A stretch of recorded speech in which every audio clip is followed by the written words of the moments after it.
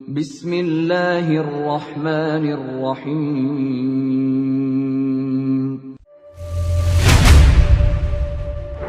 يا أيها الذين آمنوا ادخلوا في السلم كافة.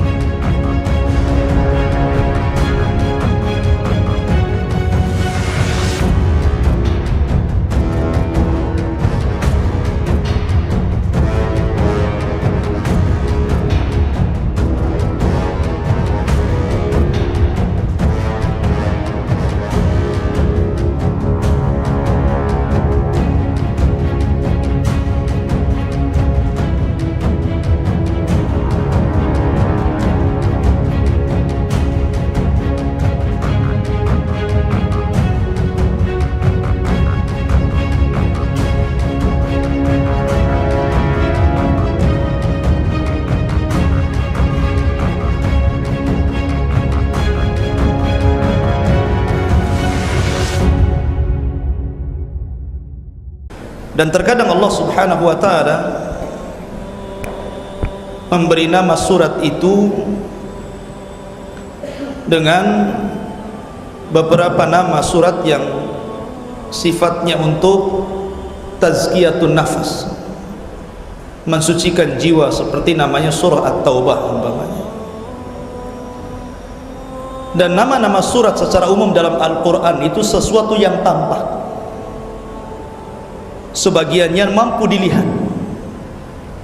Tapi khusus pada malam hari ini kita akan bicara tentang surat yang tidak bisa dilihat. Namanya Suratul Jin, surat jin. Kenapa saya katakan surat jin ini surat yang tidak tampak? Karena jin itu tidak tampak, kan? Ada di antara antum yang pernah melihat jin? Enggak ada. Karena jin itu bagi manusia gaib, sebagaimana malaikat juga bagi manusia gaib. Tapi kegaiban jin dengan kegaiban malaikat tentu berbeda. Karena kegaiban jin itu lebih dekat dengan manusia, karena sifat-sifat jin itu mirip dengan manusia. Dia makan, dia minum, dia beristri, dia berketurunan, dia punya syahwat. Tapi malaikat tidak. Malaikat tidak disifati dengan sifat-sifat itu. Bahkan malaikat tidak terlahir dan tidak dilahirkan.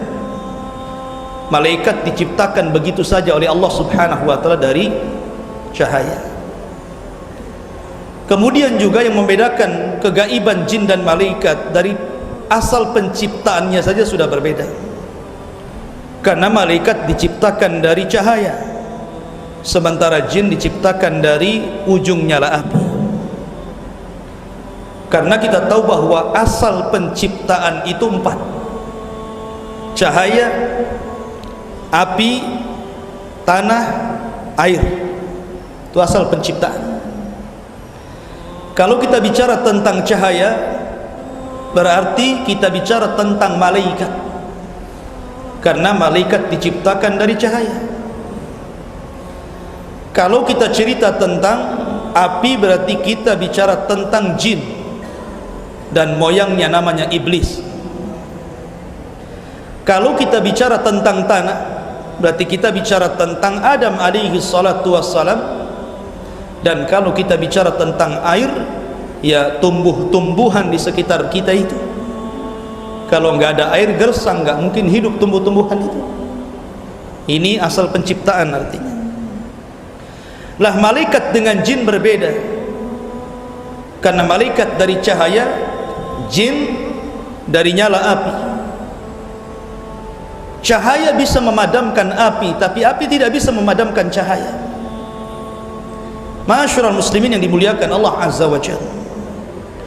Dan perlu antum ketahui bahwa jin itu juga sangat erat kaitannya dengan umat manusia.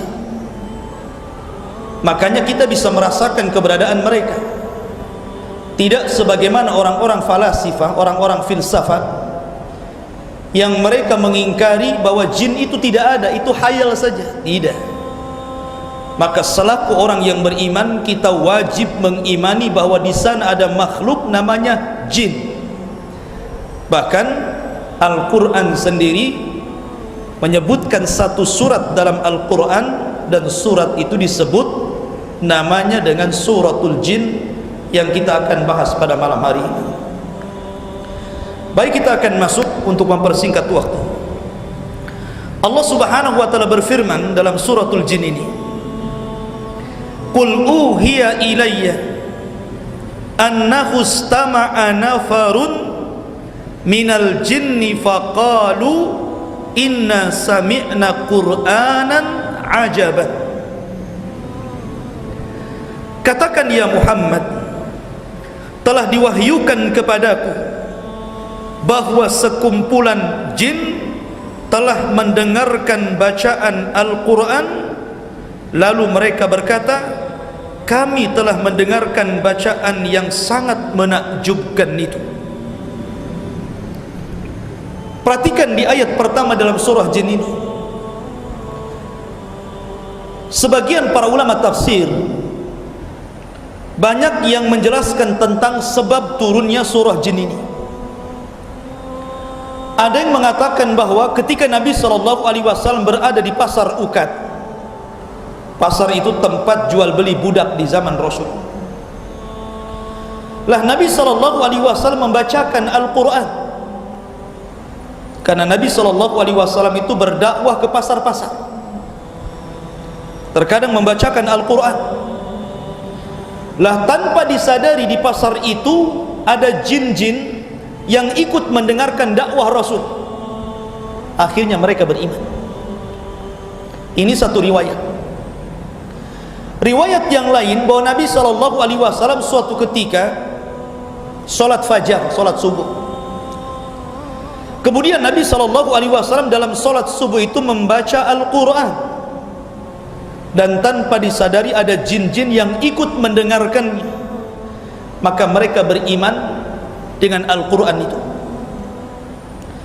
Dan riwayat yang ketiga, bahwa ketika Nabi SAW pulang dari Taif, setelah Nabi SAW berdakwah di Taif dan ditolak oleh penduduk Taif, bahkan mengalami hal-hal yang lebih parah dibandingkan dia alami ketika berdakwah di Mekah, sampai Rasul dilempari oleh penduduk Taif.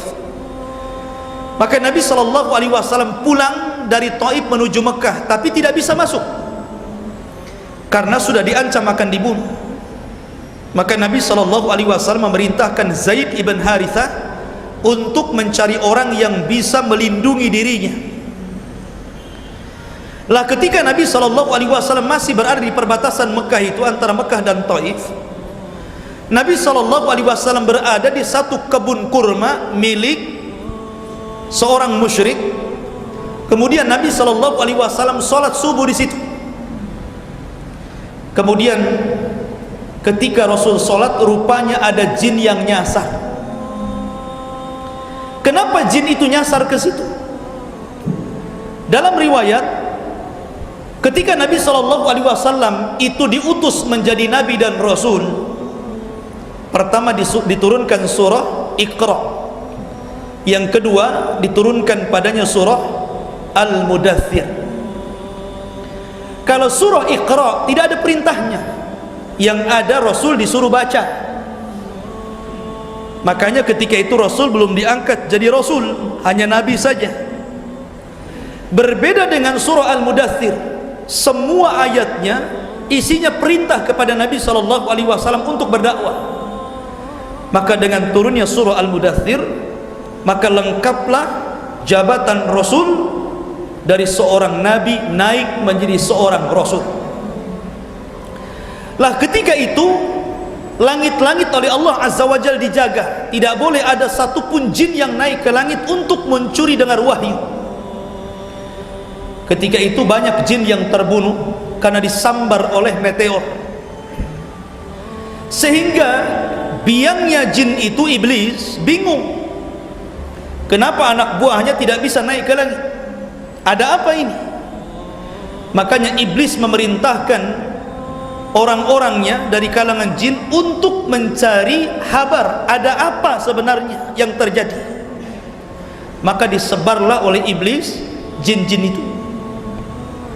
Lah rupanya ada jin yang disebutkan dalam surah jin itu nafarun. Dalam bahasa Arab nafar itu bilangan yang lebih daripada 3 tapi kurang dari 10. Artinya antara 4, 5, 6, 7, 8, 9 itu disebut nafar. Jadi ada sekitar 7-8 jin itu, rupanya ketika mencari-cari kabar ada apa kejadian itu, rupanya mereka nyasar ke kebun kurma yang Rasul sedang salat di situ. Ketika Nabi SAW salat, kemudian membaca Al-Quran, satu kali dengar langsung beriman. Lihat, jin ini tidak banyak mendengar Al-Quran, hanya sekali mendengar itu saja, tapi langsung beriman. Sebagian para ulama mengatakan menunjukkan bahwa bahasa Arab jin itu lebih fusha dibandingkan bahasa Arab manusia, karena dia paham bahwa itu bukan bacaan biasa, sehingga sekali dengar langsung beriman. Beda dengan manusia, berkali-kali baca nggak mau beriman juga, karena jin itu paham dengan bahasa kita. Makanya coba kalau ada ustadz gitu kan, Ustadz Aswad atau siapa yang sedang meruqyah begitu kan, itu biasanya orang yang diruqyah itu kalau keluar jinnya itu kadang-kadang dia bisa bahasa apa saja itu. Kalau jinnya orang Sunda pakai bahasa Sunda, kalau jinnya orang Padang bahasa Padang, kalau jinnya orang Madura pakai Madura, kalau Melayu pakai Melayu, kan begitu. Bahkan pakai bahasa Arab. Orang yang meruqyahnya nggak pandai bahasa Arab, bingung dia, nggak nyambung ya. Kadang-kadang seperti itu. Artinya jin itu memahami beberapa bahasa, lah termasuk juga bahasa Al-Quran. Makanya ketika kemudian jin-jin ini mendengar Nabi SAW mendengar membaca bacaan Al-Quran dalam solat fajar, tiba-tiba langsung beriman, dan setelah beriman langsung pergi meninggalkan iblis, dan dia pun berdakwah ke kaumnya. Dalam riwayat 8 atau 9 jin ini berasal dari Yaman. Subhanallah, memang Yaman itu banyak keutamaannya, banyak sekali keutamaan Yaman itu. Kalau cerita tentang manusia, tidak ada yang lebih mulia kecuali orang Yaman. Lihat orang-orang Ansor, Nabi loh di Mekah berdakwah 13 tahun, tapi tidak banyak yang ikut. Tapi ketika Nabi SAW berdakwah di Madinah, langsung orang-orang Ansor menerima dakwah Rasul. Dan orang-orang Ansor itu turunan Yaman. Makanya orang yang pertama kali meminum telaga Rasul di akhirat pada hari kiamat adalah orang-orang Yaman. Begitu juga jinnya. Sahabat-sahabat Rasul dari kalangan jin yang pertama kali beriman, Ansornya jin itu orang-orang Yaman. Makanya Nabi SAW mendoakan Yaman, al-imanu fil Yaman wal ilmu fil Yaman. Iman itu di Yaman dan ilmu itu di Yaman, kata Rasul. Nah di sini Allah mengatakan, "Qul," katakan ya Muhammad, "Uhiya ilayya," telah diwahyukan kepadaku, "annahu istama'a nafarun," bahwa sekumpulan jin, nafarun minal jin, istama'a, Dalam bahasa Arab antum harus bedakan kalimat sami'a dengan istama'ah. Kalau sami'a itu mendengar saja, tapi kalau istama'a mendengar dan mengambil manfaat dari hasil dengarnya, itu istama'ah. Banyak orang yang kemudian mendengar Al-Quran tapi tidak mengambil manfaat dari Quran. Tetapi kalau istama'a artinya bukan hanya sekedar mendengar, tetapi mengambil manfaat dari mendengarkan Al-Quran. Itulah jin. Jadi ketika mereka mendengarkan ini, orang ini baca apa ini? Rupanya baca Al-Quran, sekali dengar langsung mengambil manfaat. Kemudian mereka mengatakan, faqalu inna sami'na Qur'anan ajaba. Mereka mengatakan, sungguh kami telah mendengar Al-Quran yang dibaca Rasul adalah bacaan yang menakjubkan. Jin saja menganggap Al-Quran itu bacaan yang menakjubkan bagi mereka, makanya sekali dengar langsung beriman. Tapi banyak di antara kita manusia yang tidak menganggap bacaan Quran itu menakjubkan. Padahal kalau antum melihat bagaimana para ulama sedang berkisah tentang orang-orang barat ataupun Eropa yang masuk Islam hanya gara-gara mendengar Al-Quran, padahal mereka tidak paham maknanya, itu menunjukkan bahwa bacaan Quran itu berbeda dengan bacaan yang lain. Terkadang ada orang sering mendengarkan musik atau instrumen-instrumen musik yang kadang-kadang bisa membuat orang nangis, membuat orang tertawa, membuat orang senang gitu kan. Tapi berbeda dengan bacaan yang antum dengar ketika yang dibaca itu Al-Quran. Sangat sejuk dan menenangkan. Makanya banyak orang yang masuk dalam Islam hanya mendengar Quran saja padahal nggak paham maknanya kan. Itulah maknanya Quran itu sesuatu yang menakjubkan. Kemudian Allah Subhanahu wa taala menjelaskan lagi, yahdi ila rusydi fa'aman nabi. Al-Quran itu telah memberikan petunjuk kepada jalan yang benar. Lihat, jin mengakui bahwa Al-Quran itu bukan hanya sekedar dibaca, tapi Al-Quran itu petunjuk. Makanya Allah mengatakan hudan lil muttaqin, petunjuk bagi orang-orang yang bertakwa. Jadi harusnya ketika orang membaca Al-Quran itu mendapatkan petunjuk harusnya, karena Quran itu petunjuk. Makanya sebagian nasihat para ulama, jangan jadikan Al-Quran itu sebagai ayat-ayat ruqyah saja, tapi jadikan Al-Quran itu dikembalikan kepada asalnya, di mana Al-Quran diturunkan itu pertama untuk diibadahi bacaannya, yang kedua untuk direnungkan isinya, yang ketiga untuk diamalkan kandungannya. Itulah Al-Quran, karena dia petunjuk. Makanya Al-Quran, para ulama juga memakruhkan bahkan sampai mengharamkan gitu kan, yang menjadikan Al-Quran itu hanya sebagai pajangan saja, seperti kaligrafi kemudian ditempelkan. Apakah kaligrafi membawa petunjuk? Tidak. Kaligrafi itu hanya hiasan saja kan. Antum pun tidak baca Quran dari kaligrafi ya. Oleh karena itulah maka sebaiknya Al-Quran itu dibaca, direnungkan, diamalkan ya. Jadi para ulama sampai mengatakan jangan sekedar menjadikan ayat-ayat ruqyah saja, dilupakan Al-Qurannya, sibuk kemudian dijadikan ayat-ayat ruqyah saja tanpa kemudian mempelajari isi Al-Quran. Walaupun bagian daripada makna Al-Quran ataupun kandungan faedah Al-Quran itu juga bisa untuk meruqyah, tapi bukan itu tujuannya. Tetap yang paling utama berdakwah. Kalau anda seorang peruqyah, maka meruqyah sambil berdakwah ya, bukan hanya ruqyahnya saja. Kemudian ketika jin itu mendengar Al-Quran yahdi ila rusyd, memberikan petunjuk kepada jalan yang benar, fa'amanna bih, maka kami pun beriman. Luar biasa ya, sekali dengar langsung beriman. Harusnya kita seperti itu. Kemudian walan nusyrik bi rabbina ahada, dan kami sekali-kali tidak akan mempersekutukan sesuatu pun dengan Allah Subhanahu wa taala, dengan Tuhan kami. Dari sini menunjukkan bahwa asal jin itu kufur, menyekutukan Allah Subhanahu wa taala. Tetapi ada juga sebagian kecil jin itu yang kemudian bertauhid setelah mereka mengenal dakwah Nabi sallallahu alaihi wasallam.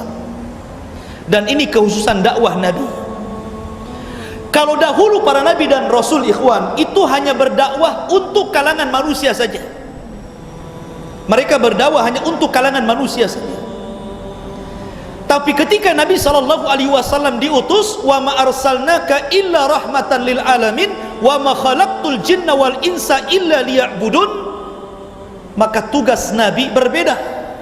Karena dakwahnya bukan meliputi manusia saja, tapi juga meliputi bangsa jin. Jadi Rasul itu berdakwah kepada jin juga.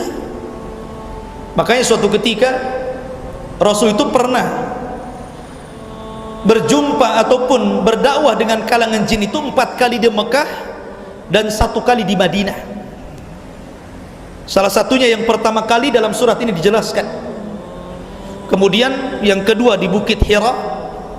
Kemudian ketika di Madinah juga Nabi SAW pernah suatu ketika bangun dari tidurnya, ketika giliran Aisyah radhiyallahu anha dia langsung keluar.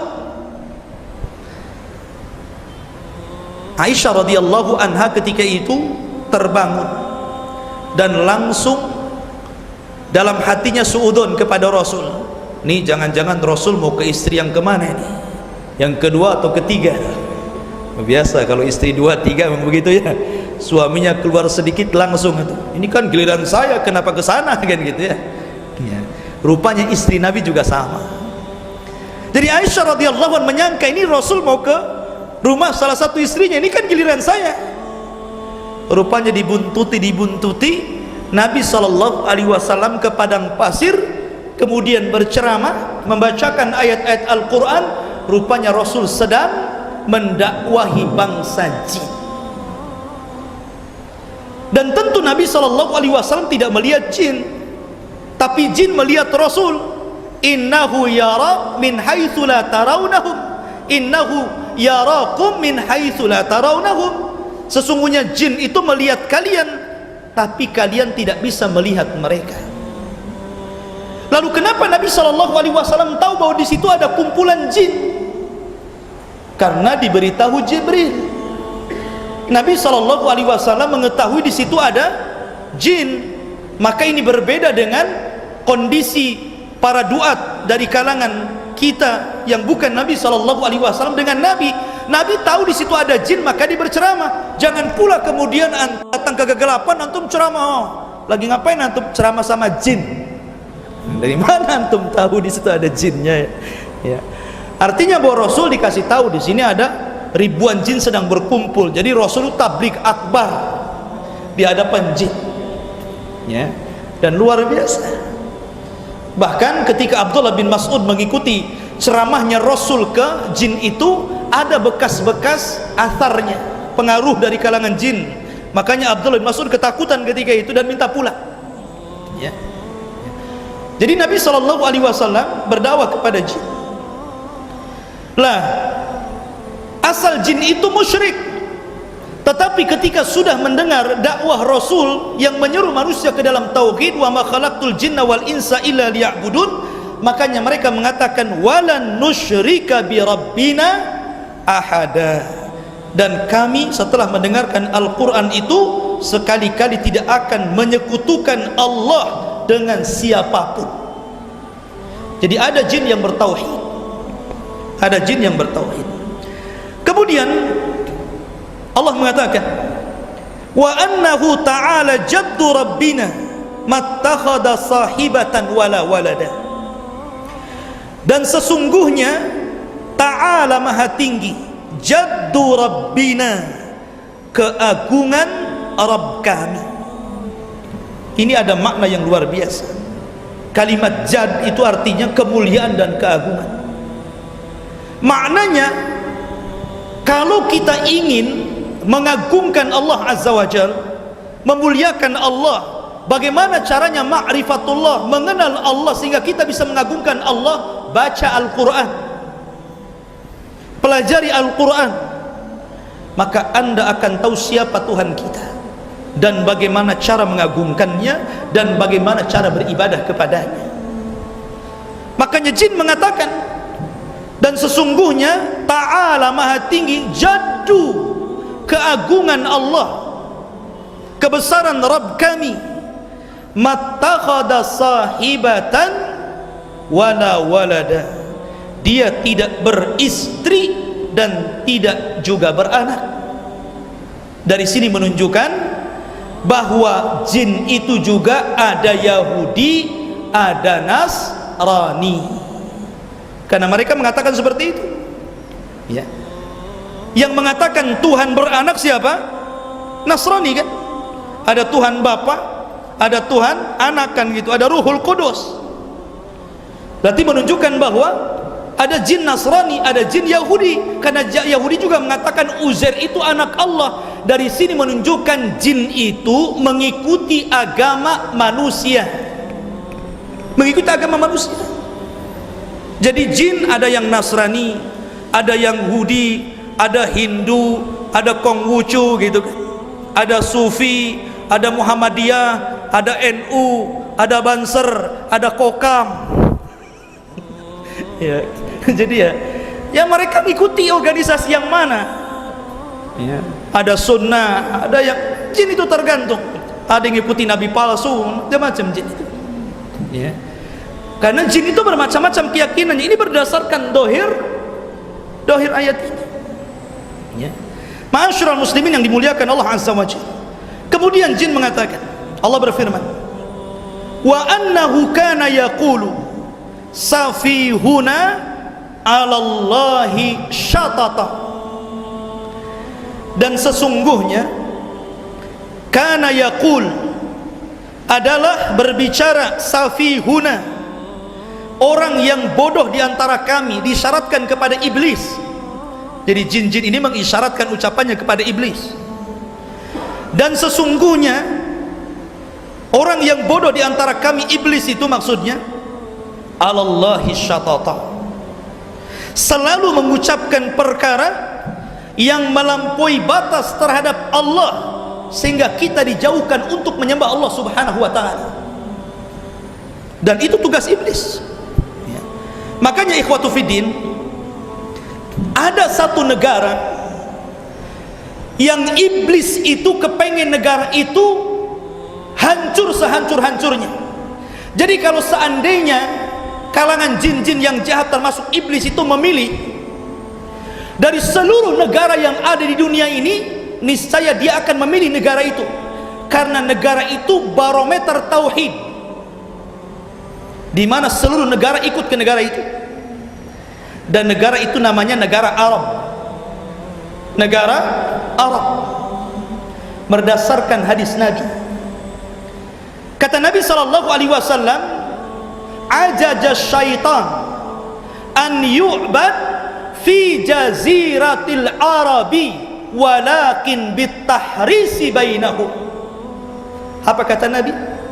Sesungguhnya setan itu lemah untuk disembah di negeri Jazirah Arab. Susah orang Arab itu menyembah setan. Tapi kalau orang Barat, orang Timur, orang Asia, banyak orang nyembah setan itu. Banyak orang nyembah setan. Ya. Bahkan bukan disembah saja, dimakan setan itu. Rawon setan. La ilaha illallah. Ya. Jadi banyak orang yang nyembah setan, agama setan aja ada. Tapi di Jazirah Arab nggak ada. Setelah diutusnya Rasul, itulah negeri tauhid satu-satunya sampai hari ini. Sulit mendapatkan kesyirikan di Arab itu. Makanya setan kalau harus memilih hancurnya sebuah negara, dia pilih ini saja. Karena kalau ini hancur, hancur semuanya. Karena Rasul diutus di situ. Ya. Quran juga dengan bahasa itu. Hadis Nabi juga pakai bahasa itu. Dan kitab-kitab para ulama juga pakai bahasa itu. Apa kemudian Nabi orang Nusantara pakai bahasa Nusantara, Qurannya Nusantara? Tidak.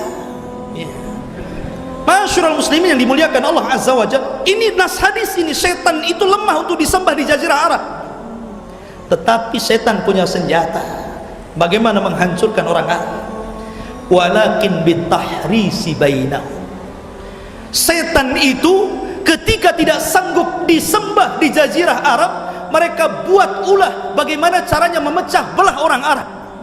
Makanya perang yang paling banyak itu di Arab tuh. Lihat orang Arab tuh perang sana sini kan, disulut sedikit langsung emosi, perang gitu. Tapi kalau untuk menyekutukan Allah susah, tapi kalau untuk perang mudah. Terbalik di negeri kita, kalau suruh nyembah setan mudah, kalau perang jangan dulu. Masyarul muslimin yang dimuliakan Allah Azza wa Jalla, jadi jin mengatakan wa annahu kana yaqulu safihuna 'ala Allahi syatata. Dan sesungguhnya orang-orang bodoh, maksudnya iblis dan orang-orang di sekitar iblis di antara kami selalu mengucapkan perkara yang melampaui batas terhadap Allah. Kemudian Allah katakan wa anna dhananna allan naqulal insu wal jinnu 'ala Allahi kadziba. Dan sesungguhnya kami mengira bahwa manusia dan jin itu tidak akan mengatakan perkara yang dusta terhadap Allah. Mereka mengira, tetapi rupanya banyak juga dari kalangan manusia yang berdusta atas nama Allah, sebagaimana jin. Di sini Allah katakan didahulukan al-insu sebelum jin. Di sini manusia dulu baru jin kan? Allan naqulal insu, manusia, wal jin baru jin. Padahal secara ciptaan lebih dulu mana? Jin dulu baru manusia kan gitu. Harusnya jin dulu, al jinnu baru wal insu. Tapi dalam ayat ini Allah dahulukan manusia baru jin. Kenapa? Karena manusia jauh lebih mulia dibandingkan jin. Manusia banyak para nabi dan rasul, tapi tidak ada jin dari kalangan para nabi dan rasul, tidak ada dari kalangan jin. Seluruh nabi dan rasul dari kalangan manusia. Jin itu hanya ada orang-orang soleh saja, tapi tidak ada nabi dan rasul. Ya, makanya jin itu belajar agamanya ke siapa? Ke manusia. Jadi belajar agamanya jin itu kepada manusia. Jadi kalau seandainya kemudian manusia belajar agama kepada jin, ini aneh nih. Ajarannya apa itu? Makanya kalau ada manusia belajar agama ke jin, pasti jebolannya jadi dukun, jadi paranormal, jadi bomo ya. Tapi kalau jin yang belajar kepada manusia tentang agama, jadi ustadz dia. Masyarul muslimin muliakan Allah Azza wa Jalla. Kemudian perhatikan di sini, walaupun manusia lebih mulia dibandingkan jin, tapi rupanya Allah katakan apa? Wa annahu kana rijalun minal insi ya'udhuna birijalin minal jinni fazaduhum rahaqa. Dan sesungguhnya ada beberapa orang dari kalangan manusia itu justru mereka meminta perlindungan kepada bangsa jin, sehingga menambah manusia itu bertambah sesat dan kufur ya. Padahal kita lebih mulia dibandingkan jin. Harusnya jin yang belajar kepada manusia, tapi rupanya ada juga sebagian manusia itu belajar kepada mereka, belajar kepada jin, meminta perlindungan kepada jin. Ada banyak manusia-manusia yang meminta perlindungan kepada jin itu. Lihat para dukun itu. Dukun itu gurunya jin. Kalau bukan jin siapa lagi? Ya. Jadi dukun-dukun itu adalah isyarat daripada ayat ini. Ada sebagian orang-orang itu yang datang ke jin minta pertolongan. belajar ilmu, kemudian jadi dukun, dan mereka berbisnis dengan jin. Jin diuntungkan karena tadinya dia rendah menjadi mulia karena disujudi manusia. Jin yang tadinya mulia menjadi rendah karena berbisnis dengan orang rendah. Walaupun dua-duanya diuntungkan. Jin diuntungkan karena disembah, manusia diuntungkan karena rupiah.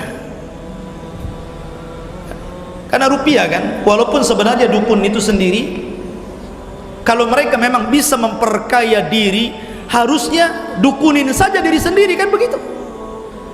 Kenapa kemudian dia membuka praktek kalau ingin kaya datang ke dia, dia sendiri miskin, ya kan? Makanya kenapa para ulama mengatakan seluruh para dukun itu pendusta, karena mereka adalah murid-murid jin yang jahat, jin yang kafir. Saya contohkan kedustaannya. Ketika Nabiullah Sulaiman alaihi salatu wassalam meninggal dunia, Sulaiman itu sudah mati, duduk di singgasananya. Jin tidak tahu. Jin tetap saja bekerja, membangun jalan, membangun jembatan, membangun saluran-saluran ATB gitu kan, ya. Jadi mereka masih membangun gitu kan. Baru setelah ada rayap-rayap menggerogoti singgasananya, kemudian karena sudah lama bertahun-tahun akhirnya rapuh, kemudian Sulaiman pun akhirnya roboh. Dan ingat, jasadnya para nabi itu tidak dimakan bumi, makanya jasadnya para nabi akan utuh seperti itu. Jadi bumi itu tidak mungkin memakan jasadnya para nabi berdasarkan dohir hadis, ya. Innal arda la ta'kulu ajasal anbiya. Bumi itu tidak mungkin memakan jasadnya para nabi. Jadi Sulaiman itu tetap seperti itu bentuknya bertahun-tahun. Disangkanya tidur, padahal sudah mati kan. Jin masih bekerja. Jin baru tahu Sulaiman mati setelah roboh dari singgasananya. Baru makanya jin mengatakan, oh kalau tahu Sulaiman mati ngapain saya bekerja, katanya. Kan? Menunjukkan apa? Jin tidak tahu yang gaib. Lah kalau jinnya saja tidak tahu yang gaib, tiba-tiba kemudian dukun yang belajar ke jin ngaku-ngaku tahu yang gaib, apa dusta atau enggak tuh? Dusta lah kan begitu. Jinnya saja tidak tahu yang gaib, kok antum mengaku-ngaku gaib? Dari mana antum? Lah dari sini ikhwatu fiddin dimuliakan Allah Azza wa Jalla, bahwa ada sebagian orang itu meminta perlindungan kepada jin. Apalagi di zaman sekarang, kurang ilmu, kurang iman, kurang ekonomi, akhirnya percaya kepada dukun, lari ke dukun mereka. Padahal dukun-dukun itu antek-antek jin. Kemudian Allah mengatakan, wa annakum dhannu kama dhanantum alla yab'atsallahu ahada. Dan sesungguhnya mereka para jin itu mengira seperti kamu orang-orang musyrik Mekah yang juga mengira bahwa Allah tidak akan membangkitkan kembali siapapun. Jadi ada jin-jin itu yang agamanya ateis. Jadi ada jin-jin yang PKI, ada juga jin PKI namanya, ya. Ateis, gak kenal Allah. Jadi PKI itu bukan manusia saja ya, rupanya ada juga jin PKI rupanya. Karena di sini menunjukkan ada jin itu yang gak percaya dengan Allah, percaya dengan hari berbangkit. Manusia juga ada gitu kan, orang-orang ateis, mana percaya mereka. Mereka mengatakan yang menghancurkan kami ya waktu, kalau sudah waktunya mati ya mati, katanya kan itu. Wa manuhlikuna illa dahru, tidak ada yang menghancurkan kami kecuali masa, katanya. Ya. Jadi rupanya jin-jin itu juga sesatnya sampai mengingkari ketuhanan dan hari akhir. Tapi jin yang beriman, mereka mengakui adanya Allah dan hari akhir. Kemudian Allah mengatakan, wa anna lamasna as-samaa fawajadnaha muliat harasan syadidan wa syuhuba. Dan sesungguhnya kami kalangan jin ini telah mencoba mengetahui rahasia langit, maka kami mendapatkannya penuh dengan penjagaan yang sangat kuat dan panah-panah api yang menembak-nembak mereka. Dahulu sebelum Nabi SAW diutus, jin itu naik ke langit. Jadi kayak orang panjat pinang. Antum tahu orang panjat pinang? Ya. Jadi taruh sini, nanti ke atas sampai ke atas. Lah jin itu seperti itu, naik ke langit, seperti orang panjat pinang. Lah jin itu mereka punya pos-pos di langit itu. Mereka membangun pos-pos yang ada di langit. Jadi jin yang paling atas mereka duduk-duduk di pos itu sambil mendengarkan wahyu yang Allah turunkan kepada Jibril, dan Jibril yang Allah bicarakan dengan para malaikat yang ada di langit. Karena dalam sebuah hadis yang dicantumkan dalam kitab Tauhid oleh Syekh Muhammad bin Abdul Wahhab rahimahullah ta'ala, jadi salah satu cara turunnya wahyu itu, ada wahyu itu yang ketika Allah turunkan bersuara seperti gemerincing besi-besi yang dipukul-pukul ke batu, dan itu wahyu yang paling dahsyat yang Allah turunkan. Sehingga ketika Allah kemudian hendak menurunkan wahyu, kemudian terdengar suara yang menggelegar seperti itu, seluruh malaikat yang ada di langit pingsan, tidak ada satupun yang siuman. Dan yang pertama kali siuman adalah Jibril. Ketika siuman itulah Jibril diperintah untuk menghadap Allah. Disitulah Allah perintahkan kepada Jibril wahyu untuk disebar kepada para malaikat sesuai dengan tugas-tugasnya. Mungkin ada malaikat yang tugasnya membuat tsunami, membuat gempa, membuat angin puting beliung, memberikan hujan kesuburan, menjadikan laut surut pasang, macam-macam kan tugasnya para malaikat itu. Lah ketika Allah sudah memberikan tugas kepada malaikat Jibril, barulah seluruh malaikat siuman dari pingsan mereka, sehingga tidak ada yang tahu bagaimana Allah mewahyukan kepada malaikat kecuali Jibril saja. Baru setelah Jibril selesai mendapatkan wahyu Allah, barulah malaikat tersadar dari pingsannya, baru seluruh malaikat bertanya kepada Jibril, "Madza qala rabbukum ya Jibril?" Allah tadi berfirman apa kepadamu? Memerintahkan apa kepadamu wahai Jibril? Maka Jibril mengatakan, "Qalal haq." Allah telah berkata kebenaran. Maka seluruh malaikat mengatakan qalul haq. Maka mereka mengatakan Allah telah berkata dengan perkataan yang benar. Kemudian disitulah Jibril membagi-bagi tugas. Lah ketika Jibril itu membagi tugas kepada para malaikat tadi, setelah mendapatkan wahyu Allah, terkadang jin-jin yang ada di pos-pos itu terkadang mendengar satu atau dua kalimat yang diucapkan Jibril kepada para malaikat tadi. Mungkin Jibril mengatakan sesuatu bahwa nanti di sini ada tsunami, ada gempa, akan terjadi ini, akan terjadi itu. Lah ada beberapa kalimat berhasil dicuri oleh jin ini. Kemudian oleh jin yang paling atas disampaikan ke jin yang paling bawah, yang paling bawah, yang paling bawah, yang paling bawah, sampai kepada jin yang paling bawah di bumi. Itu pun dari satu kebenaran dicampur adukan dengan 99 kedustaan. Dan itu terjadi.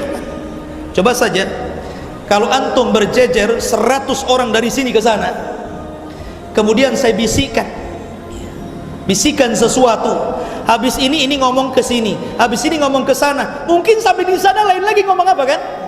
Itu terjadi sama manusia itu. Lah jin juga sama, ngomong yang di atas tuh lain-lain, ditambah sampai jin yang paling bawah udah banyak tambahannya. Itulah yang kemudian diperjualbelikan kepada dukun.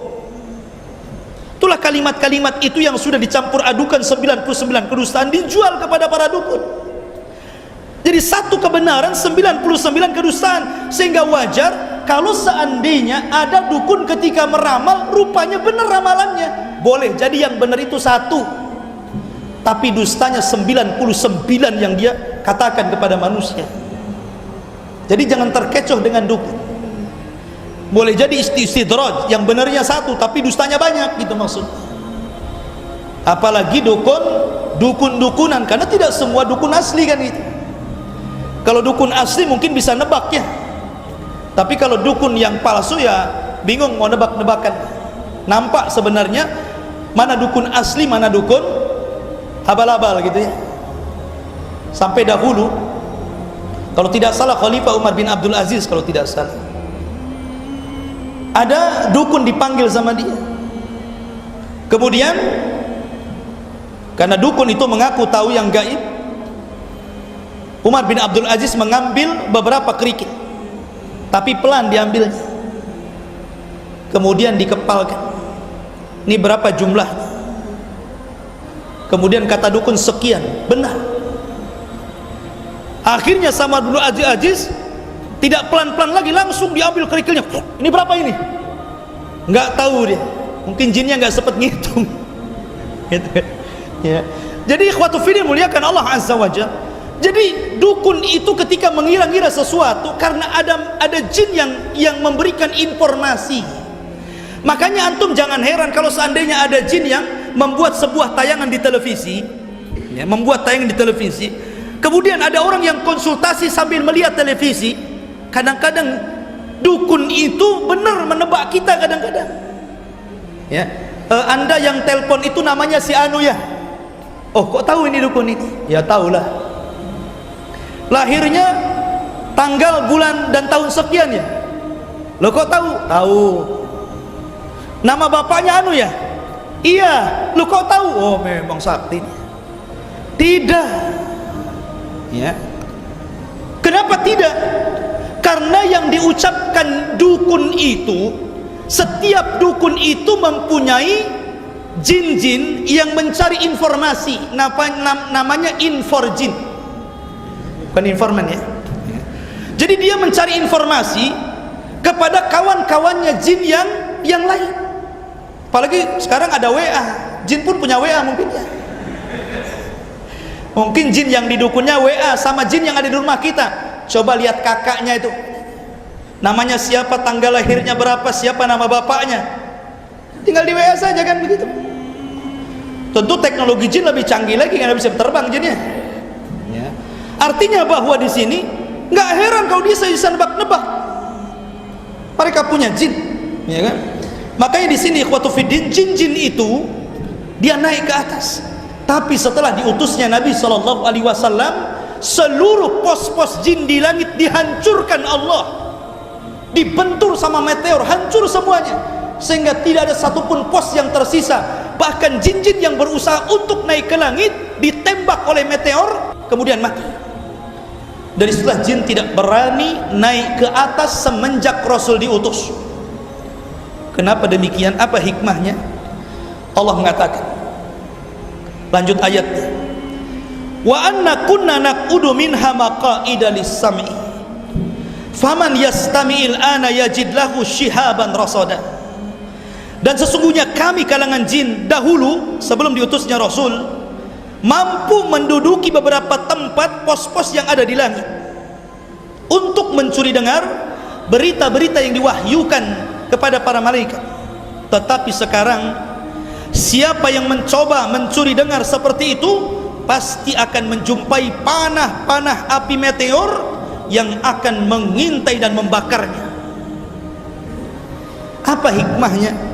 Ini hikmahnya, wa anna la nadri asyarrun urida bimang fil ardi am arada bihim rabbuhum rasyada.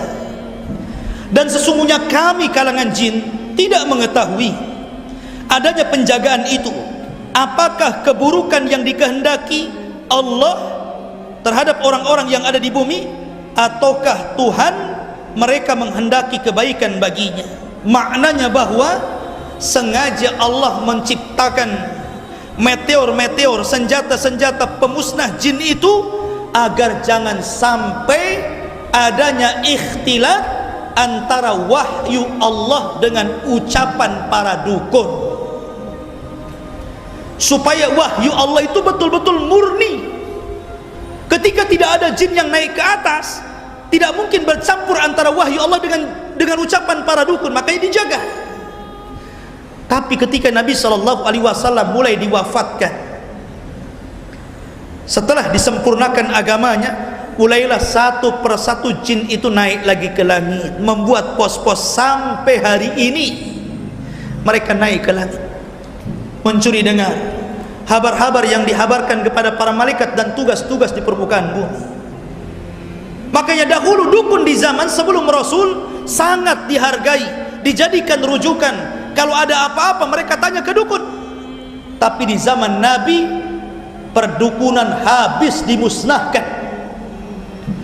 Tapi setelah kemudian Nabi lewat jauh dari kita, maka dukun kembali memiliki hati di masyarakat. Bahkan dukun-dukun di zaman sekarang sudah tidak lagi seperti dukun-dukun di zaman dulu. Kalau dulu, zaman dulu ya, dukun itu serem, pakaiannya putih, ininya saja kalungnya itu pakai tengkorak tuh biasa. Rumahnya biasanya di pojok desa, lampunya sengaja diwarna-warni biar orang takut, kerisnya banyak. Kalau dulu ya, sekarang tidak. Dukun zaman sekarang sudah modern, pakai jas, pakai dasi, ya kan, masuk TV. Sebagian mereka pakai serban, kadang pakai jubah. Jadi ustadz sama dukun beti jadinya ya, beda tipis. Ini kan masalah ini. Hanya orang-orang yang mempelajari tauhid yang tahu itu dukun apa ustadz. Tapi orang yang tidak belajar tauhid tidak tahu. Ma'asyiral muslimin dimuliakan Allah Subhanahu wa taala. Kemudian Allah mengatakan, "Wa anna minna salihun wa minna duna dzalik kunna tara'iqa qidada." Dan sesungguhnya di antara kami kaum jin ini ada yang soleh, ada pula kebaikannya yang bukan seperti itu, yang bukan soleh. Kunna tara'iqa qidada. Kami ini menempuh jalan yang berbeda-beda. Artinya kehidupan jin itu kurang lebih sih dengan manusia itu, kurang lebih dengan manusia. Manusia itu kan ada yang jadi ustadz, ada juga penjahat, ya kan? Ada orang soleh, ada juga orang toleh. Itulah manusia. Ada orang kaya, ada orang miskin, ya. Ada yang pekerjaannya di bawah, ada yang pekerjaannya di atas. Jin itu kurang lebih sama. Ada jin yang soleh, ada jin yang toleh. Ada jin yang taat, ada jin yang jahat gitu. Ada jin beriman, ada yang kufur. Ada jin yang kaya, ada yang miskin. Macam-macam kehidupan mereka itu kurang lebih dengan kita.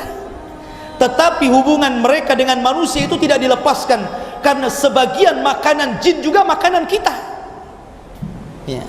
Contoh kata Nabi SAW, kalau antum makan sop tulang, kemudian antum setelah makan itu, makan dagingnya, kemudian antum makan itu, tinggal tulangnya. Ketika antum membuang tulang itu dan membaca basmalah, maka dalam tulang itu akan kembali lagi dagingnya. Tetapi kita tidak bisa melihat, hanya jin-jin yang tahu, kemudian mereka memakan bekas makanan kita. Dan itu sedekah kita kepada jin. Jadi kalau buang tulang baca bismillah, biar dimakan oleh saudara-saudara kita. Bahkan kata Nabi SAW, apabila kita sudah makan, kata Rasulullah apa? Hendaklah kita menjilat-jilat apa yang ada di tangan kita, kan? Dijilat. Jangan disisakan makanan itu, apalagi berjatuhan. Tapi dijilat-jilat tangannya. Makanya sebelum makan cuci tangan, biar yang dijilatnya juga bersih, gitu kan. Lah kalau sampai kemudian ada yang jatuh masuk, yang jatuh gitu kan, nasinya 1-2 gitu jatuh, itu dimakan jin. Padahal itu yang berkah, ya kan? Boleh jadi yang jatuh itu yang berkahnya. Dari sini menunjukkan ada hubung terkait antara jin dan kita. Termasuk juga orang yang masuk ke dalam kamar mandi dan Anda lupa membaca atau sengaja tidak membaca doa ketika masuk kamar mandi, maka mereka melihat kita telanjang dan aurat kita. Tapi kalau antum ketika masuk kamar mandi membaca doa, maka walaupun kita telanjang secara zahir, maka pandangan jin akan dibutakan dan tidak sanggup melihat aurat kita. Termasuk juga antum berhubungan intim dengan suami istri, ya kan? Kalau antum tidak berlindung kepada Allah Azza wa Jalla dari gangguan setan, maka jin akan melihat itu live, ya, melihat itu, ya. Tapi kalau antum membaca ta'awud bismillah gitu kan, kemudian Allahumma jannibis syaitan, ya Allah jauhkan setan dari kita, meminta agar setan dijauhkan, insya Allah setan gak akan melihat kita. Dari situ ikhwatu fiddin, memang kondisi mereka sama dengan kita. Cuman masalahnya ikhwan, Jin itu makhluk yang tidak bisa dilihat, tapi jin melihat kita. Kalau antum berperang dengan makhluk yang antum tidak bisa melihatnya, kira-kira menang siapa itu? Kan gitu ya. Antum melawan makhluk yang gak kelihatan, mereka melihat kita, maka tentu secara logika mereka menang. Karena apa? Mereka tidak, kita nggak bisa melihat, mereka mukul dari arah mana saja kita nggak bisa melihat ya. Dan mereka bisa masuk ke tubuh kita, sementara kita tidak bisa masuk ke tubuh jin. Jin masuk ke kita, ke jalan darah itu masuk. Inna syaitan yajri majra dami ibni Adam. Sesungguhnya setan, jin itu masuk ke jalan darah manusia. Mereka bisa masuk ke tubuh kita, tapi kita nggak bisa masuk ke alam jin saja, nggak bisa masuk. Makanya kalau seandainya ada orang ngaku bisa melihat jin, berarti di matanya ada jin. Ustadz, saya punya anak, nampaknya dia punya indera ke berapa itu? Ke-7, ke-8 gitu. Jangan bangga, anak itu ada jinnya, harus diruqyah. Jangan pula antum katakan anak ajaib. Bukan anak ajaib, anak jin ya. Bukan, kembalikan indranya, diruqyah biar kembali indranya sempurna seperti manusia yang lainnya ya. Jangan lebih daripada indera manusia yang lainnya, karena tidak mungkin orang melihat jin kecuali punya jin. Ma'asyiral muslimin muliakan Allah azza wa jalla. Kemudian Allah mengatakan, wa anna dhananna allan nu'jizallah fil ardi walan nu'jizahu haraba. Dan sesungguhnya kami bangsa jin telah menduga bahwa kami tidak akan mampu melepaskan diri dari kekuasaan Allah di bumi, dan tidak pula dapat lari dan melepaskan diri dari Allah subhanahu wa ta'ala. Mereka paham, jin-jin yang beriman itu, bahwa mereka berada di atas kekuasaan Allah, bahwa Allah yang menciptakan, yang mengatur, dan Allah yang menguasai. Mereka paham dengan tauhid rububiyah ya. Kemudian wa anna lamma sami'nal huda amanna bi faman yu'min bi rabbih fala yakhafu bakhsan wala rahaqa. Kemudian yang terakhir, karena waktu juga, dan sesungguhnya kami bangsa jin ketika mendengar petunjuk, maksudnya Al-Quran, lihat bahasa Quran. Al-Quran itu hudan, petunjuk. Jadi kalau antum membaca atau mendengar Al-Quran, jangan hanya sekedar membaca atau sekedar mendengar, tapi ambil manfaat dari bacaan Quran dan jadikan itu untuk jalan mendapatkan petunjuk Allah. Aman Nabi, langsung kami beriman. Jin saja sekali mendengar Al-Quran bisa beriman, kan luar biasa Al-Quran itu ya. Kemudian faman yu'min bi rabbih, maka barang siapa yang beriman kepada Rabbnya, fala yakhafu bakhsan wala rahaqa, maka tidak perlu dia takut rugi di dunia ataupun di akhirat, dan tidak perlu kemudian takut akan berbuat dosa. Al-Quran itu menenangkan kita karena mengajarkan tauhid kepada kita, bagaimana caranya seorang hamba bertawakal. Makanya kalau orang betul-betul mengimani Al-Quran, tadabbur, mengamalkannya, ujian seperit apapun dia akan tenang menghadapinya. Ajaban li amril mukmin, sangat mengherankan urusannya orang beriman. In asabathu sarra syakara fakana khairan lah. Kalau seandainya ditimpakan kesenangan dari Allah, maka dia langsung bersyukur, itu lebih baik bagi dia. Wa in asabathu syarra, tapi kalau seandainya keburukan menimpanya, tetap dikatakan fakana khairan lahu, tetap itu lebih baik bagi dia. Dan itu tidak ada kecuali bagi orang yang beriman. Baik musibah ataupun kebaikan, tetap memuji Allah. Makanya kemarin waktu saya menjelaskan alhamdulillahirabbil alamin, maka Allah itu dipuji dalam kondisi antum senang ataupun antum susah, antum sehat ataupun antum sakit, karena pujian Allah itu berlaku di waktu senang ataupun susah. Dan itulah Al-Quran. dan juga rahaqa. Tidak mungkin orang yang mempelajari Al-Quran jatuh kemudian melakukan perbuatan dosa. Wallahu alam.